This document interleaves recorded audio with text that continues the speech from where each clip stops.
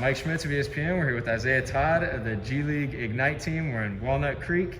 This has been your home for how many months now? You came in August? Yep, since August. So what has it been like? What's kind of the day-to-day for you, and how has the experience been? It's been a lot of fun, man. Living on my own, first of all, has been a big step, and I really love the freedom. I really love just being on my own and figuring things out, man. And you know, day to day, we just go to practice. We watch film. We'll have 2 workouts, one at 7:30 in the morning. That may change, but 7:30, and then we'll be finished by like 12, and then we'll go home, take care of our bodies, maybe power nap, come back at 5:30. Mandatory for the young guys. Yep.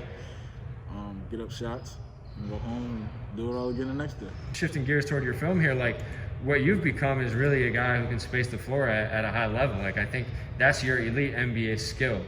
It's just the fact that you can shoot the ball. Do you feel that way also? I feel like that's going to be one of the biggest things for me, is just being a deadly catch and shoot or one dribble pull-up guy. Yep. Because once the game slows down and I simplify it, and being able to knock down shots will just open up everything else for me. Yeah, and if you're 6'10", with your length and your fluidity, you know, being a guy who can space it to the corners or pick and pop above the break, all that, you know, that's what you see in today's game, right? Yep. I mean, I think Davis Bertans just signed like he's making $20 million a year as just a straight stretch 4, you know?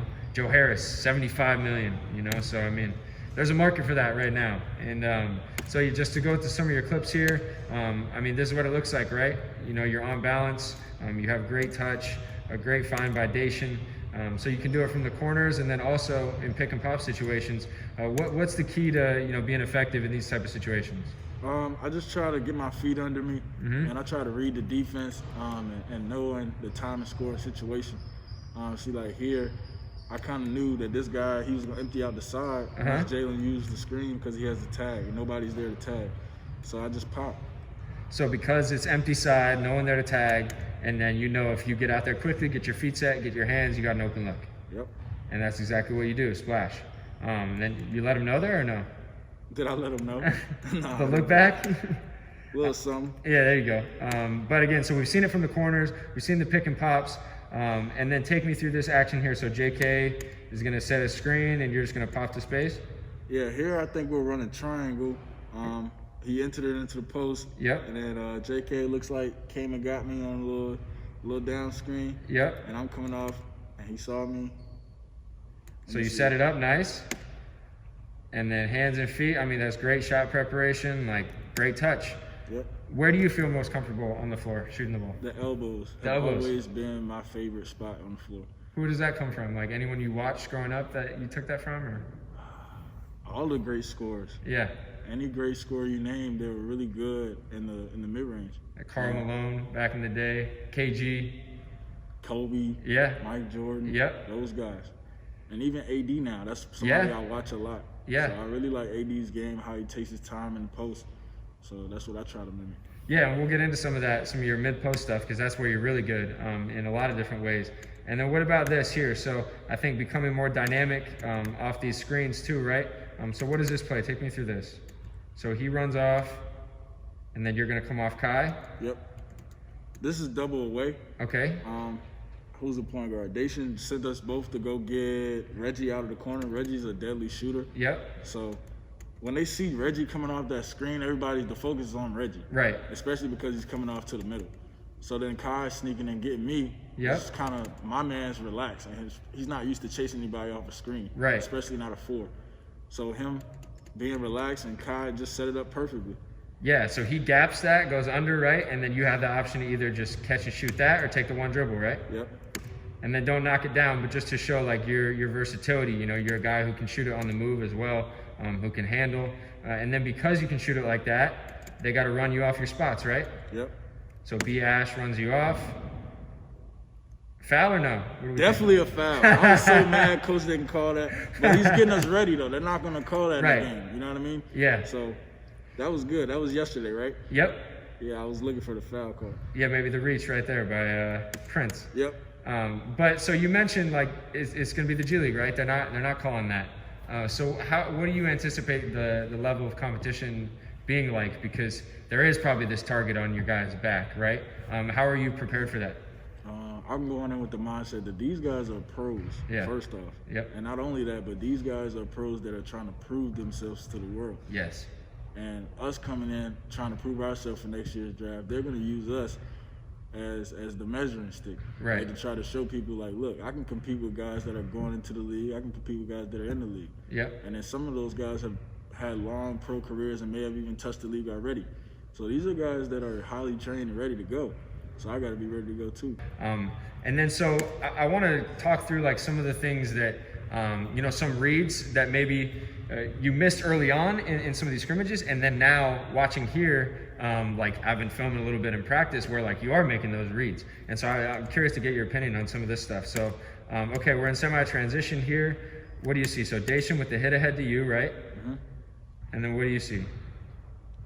Honestly, it's kind of skipping on my screen, but oh, is it? Okay. I kind of I guess I got excited because I got the ball in transition. I was looking to score, but if I would have just slowed down just a little bit, I had Kyle on the opposite side. Yeah, that's probably the read, right? Yeah. That's good to see that. So, okay, you take the hit, and then maybe it's a lob. You might have even been trying to pass it too. I don't know.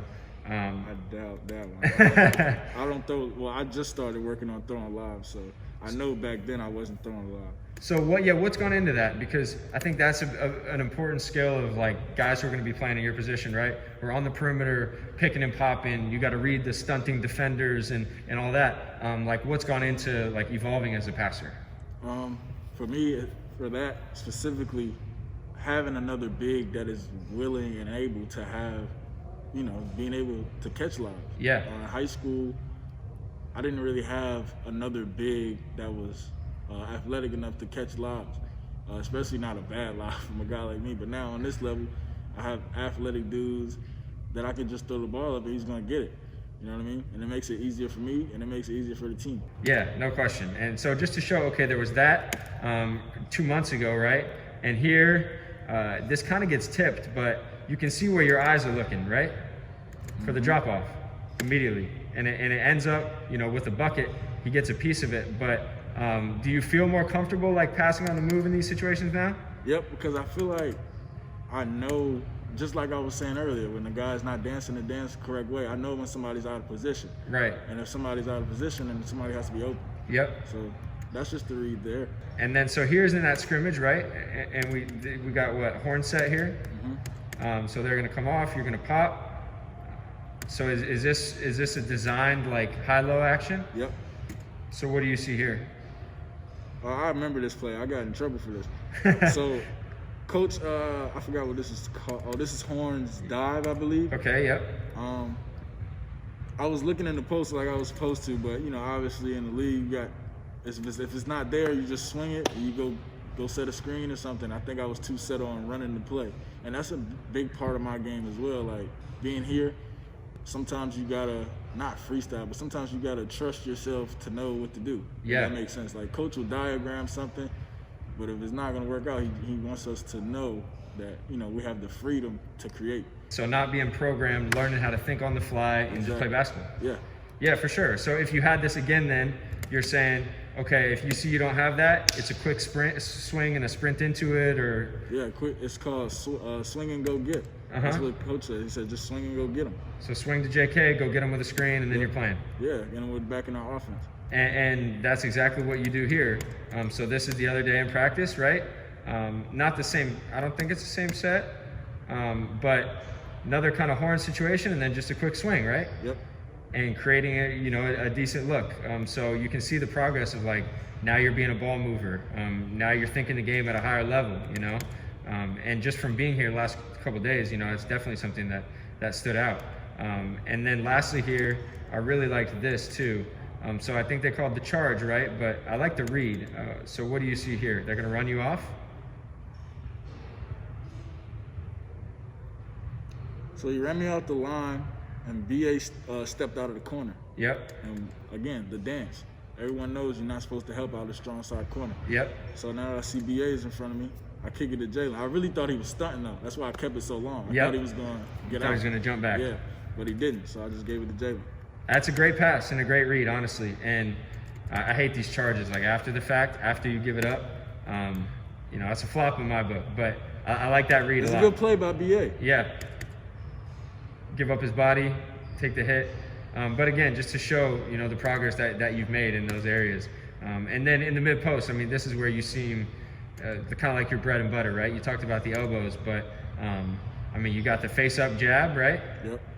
So that, what are your go-tos in these? Not to give away the whole bag, but like when you're catching kind of in the mid post face up situations, what are your go-tos? Well, I think it all depends on who's guarding. Yep. If there's a smaller guy on me, I like to, go to my jump hook. Yep. If there's a bigger, heavier guy leaning on me, whatever way he's leaning on me, I like to spin off. Yep. If I kind of can't really feel him out, I just catch it out face up, jab, and see how he reacts. Yeah. And a lot of times when I jab, guys back up, and I just take that little J right there. And then again, so because you're a threat to shoot it, right? If they jump, you can get downhill to the float game, right? Yep. That's something I took from Bam, working out with Ronnie this summer. Again, because you're a threat with that inside pivot jab jumper, they gotta, take your space away a little bit, and then you can kind of use your agility to get downhill, right? Yep. What do you see here? Just the hard jab left and attack right? I mean, the whole left side was emptied out. And Yep. he was trying to force me to go one way. I've Yep. been going right the whole game. So I just jabbed him a little bit, he bit on it, and then it just opened up for me. Yeah, and there aren't a lot of guys who, are as fluid as you are at your size, and so anytime you're able to get a step to the rim, that's usually a bucket. And then here a little bit with your back to the basket. I love this. I mean, this is a big time move right here. Take me through this here. He had his hand on my hip, Mm-hmm. so I felt him trying to force me one way. I thought about spinning, but I Okay. gave him a bump first because he was kind of anticipating that. I already hit him with it once. Yep. And this is obviously my favorite side, so I had This to your bump favorite him side? first. Yeah, this is where I usually catch it at. I just bumped him first to throw him off balance, and then I spun right off him. He was leaning too hard. So all right, that's kind of the offensive side of the ball, right? And then I think the energy that you bring on the offensive glass has really stood out too. Just continuing to fight for loose balls, being active, creating extra buckets for your teammates. Like even if it doesn't end, in a finish, just being that energizer, right? On the offensive glass is definitely something that stood out. And then even here, just getting your hands on some of these 50-50 balls, right? And being active, and sometimes that leads to this, right? Splash. How much of an emphasis has that been for you, just like reading the ball, rebounding the ball on the offense and defensive end? That has been the next step for me, like just really attacking the glass, because Yep. obviously my team needs that. But I think it'll really increase my stock as well if I just become a really dominant rebounder on both sides of the floor. And it'll help me increase, my stats. If I get an offensive boards, Yep. that could be a putback for me. Yep. Things like that. Yeah, impacting the game in different ways when the ball's not in your hands, right? And it seems like that's been a message from Coach Shaw too.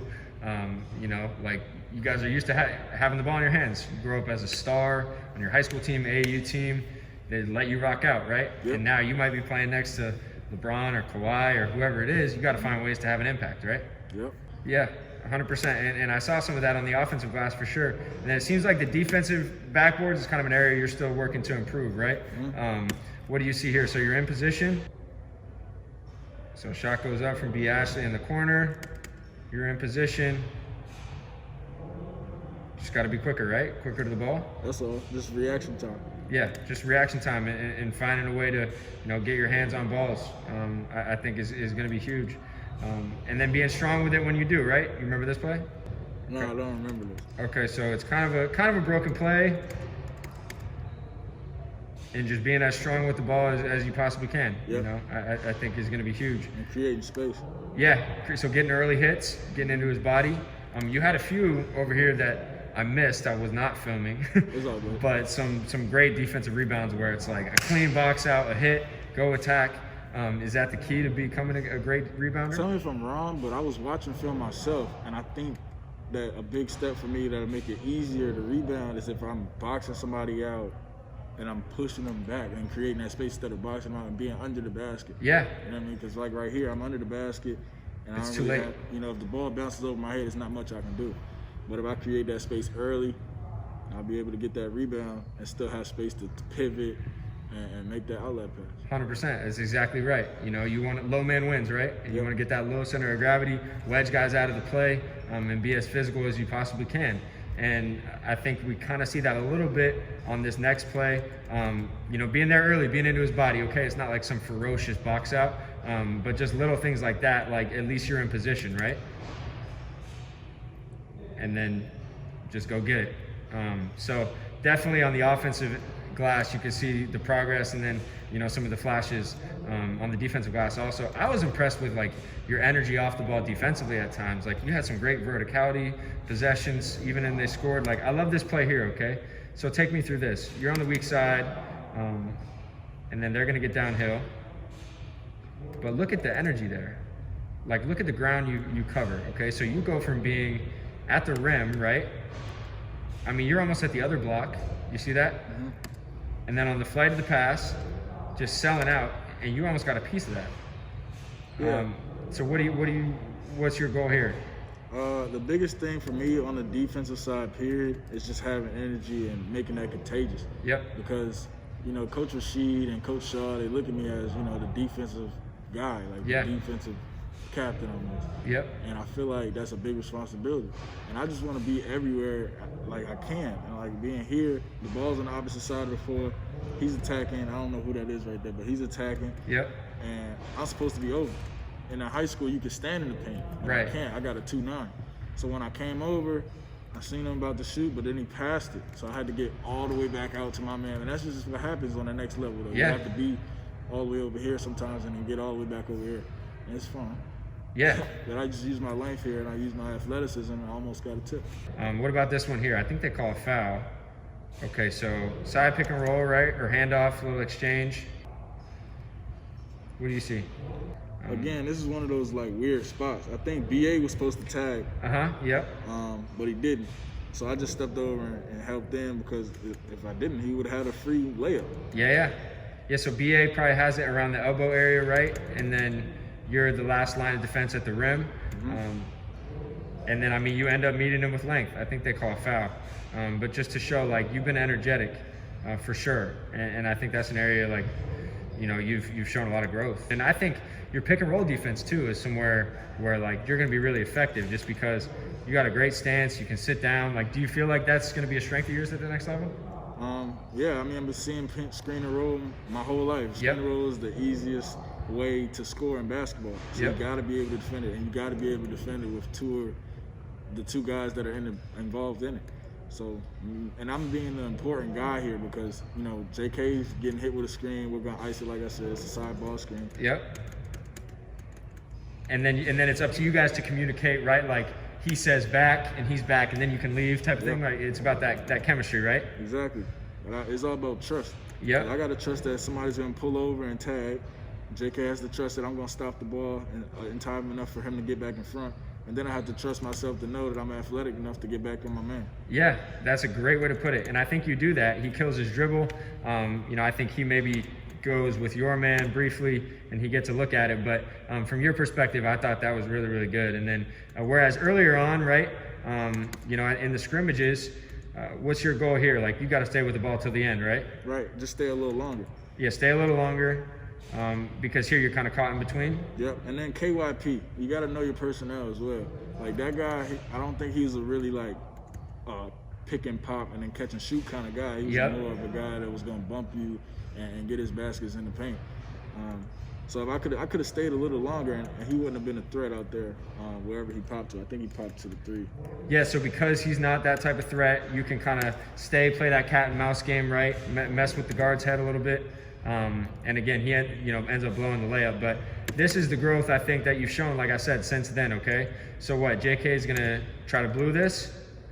They get back middle. And now what's your goal? So you got to kind of play two? Yeah, I'm stunting. I'm stunting at the ball in time enough for JK to get back in front. But if he stays on mine, then we can just switch because me and JK are like size. Yeah, that's great. And so you're in position to play that. They call it like cat and mouse game a lot of times, right? With Rudy Gobert is really good at that. Anthony Davis, like you're going to be playing these drops where you got to worry about the roll man, but you got to worry about the guard too. And like you said, stunting at him, recovering, all that. He ends up kicking it out. But you could see, you know, that your mental progression of that is really good. But yeah, man, I was impressed, you know, with the defensive activity, you know, your growth in those areas. And now switching, okay? So You say you can switch on the guards, right? And I think that's going to be a strength of yours too at the next level. This is during the scrimmage. This is a tough shot. What's your goal here? Like when you're on an island, I think this is London Parantes, played at Virginia. What's your goal like in these situations? Well, first thing, when I switch onto a guard, here I was expecting him to go baseline. Yep. But there's no middle, absolutely no middle. And coach will tell you, and I probably got in trouble here for that as well. But that's the only thing I can see here. Just don't allow him to get middle, because then it makes it easier for him. Right. So if you keep him attached to the sideline, you give him enough space to where you can contest, but also keep him in front. And then you said like comes down to KYP, right? And then against Brandon, you sit down, you're sliding, you don't bite on the fake, and then the length, right? Exactly. And then the help as well. You got a athletic guy here who's going to he blocks everything. Huh? He blocks everything. And the last question I'll ask, we'll let you go here.